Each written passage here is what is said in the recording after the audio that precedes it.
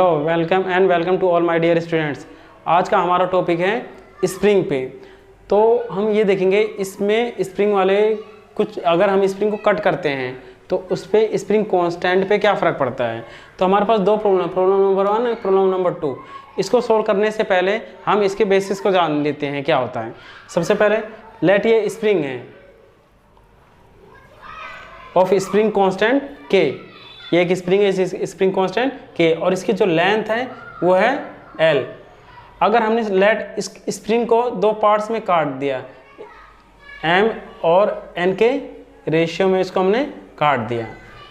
अब जो इसको नाम पहले 1 दे देते हैं, इसको नंबर 2, और स्प्रिंग कांस्टेंट इसकी लेंथ है लोग। अब इसका जो स्प्रिंग कांस्टेंट बनेगा K1, इसकी क्या वैल्यू होगी हम देखो डायरेक्टली कैसे कर सकते हैं। जो ये रेशियो में काटा है हमने, हम इस टू एन रेशियो में जो डिवाइड किया है, इसको क्या करो m प्लस n अपॉन में किसका निकालना है हमें, पहले वाले का, तो divided by m into total spring constant.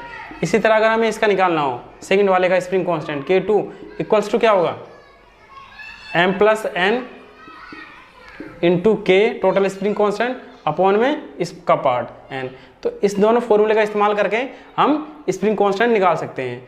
अब जैसे प्रॉब्लम नंबर 1 है ये, अब इसमें देखो क्या है कि ये कह रहा है क्वेश्चन में, a spring of force constant के cut into 2 pieces such that the one piece is double the length of the other then the long piece have ये फोर्स कांस्टेंट, या फोर्स कांस्टेंट को स्प्रिंग कांस्टेंट कहते हैं, of कितना होगा।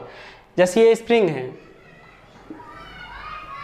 अगर ये स्प्रिंग है लेंथ L और स्प्रिंग कांस्टेंट K की, अगर इन्होंने काटा हुआ, इसमें कह रहे हैं क्वेश्चन को कटका हुआ है, एक की इसकी लेंथ अगर L है, सॉरी इसको हमने लेंथ, अगर देखो ये L है तो ये कह रहा है कि दूसरी पीस किसकी है, double the length of the other.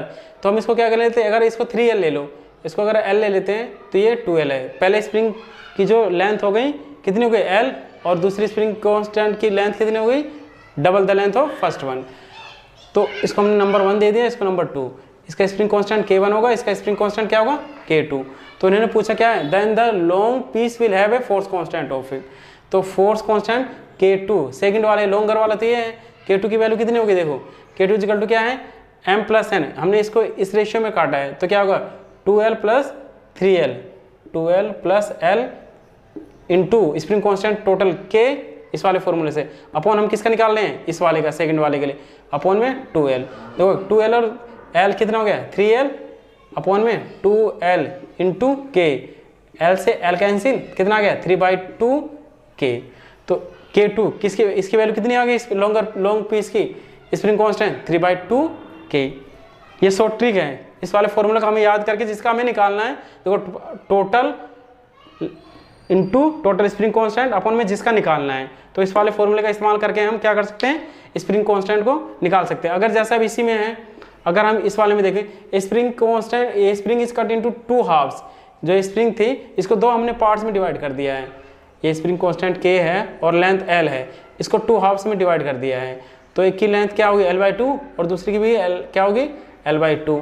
इसको नाम 1 दे दें और इसका नाम सेकंड नाम दे। अगर देखो क्या होगा फिर, अगर हमें स्प्रिंग कांस्टेंट क्या निकालना जाए पहले वाले का, तो K1 की वैल्यू क्या होगी, है ना, m इसको हम ऐड करते हैं L/2 plus L/2 m/n into K spring constant total की, अब प्लस अपॉन में जिसका निकालना है L/2। तो L/2 प्लस L/2 कितना हुआ L, अपॉन में L/2 इंटू K, ये 2 ऊपर जाएगा, L से L कैंसिल आ गया, कितना आ गया 2K। इसी तरह इसका क्या आ जाएगा L/2K। तो स्प्रिंग कांस्टेंट जो ये आए हैं, इनकी स्प्रिंग कांस्टेंट की वैल्यू कितनी आ गई 2K। और ओरिजिनल में स्प्रिंग कांस्टेंट की वैल्यू क्या थी, पहले वाले की जिसकी लेंथ L थी, क्या थी K, और बाद वाले में जब हमने इसको आधा करा है, यहाँ से कट किया है, तो स्प्रिंग कांस्टेंट की वैल्यू क्या आ गई डबल, पहले वाले की क्या आ गई डबल। तो इस वाले फॉर्मूले, इन दोनों फॉर्मूला K1 और जो दूसरा फॉर्मूला हमने निकाला था K2 m प्लस m, जिसका निकालना है उसको डिवाइड कर देते हैं यहाँ से, और टोटल स्प्रिंग कांस्टेंट, इन दोनों फॉर्मूले का इस्तेमाल करके हम किसी का भी स्प्रिंग कांस्टेंट निकाल सकते हैं। Thank you.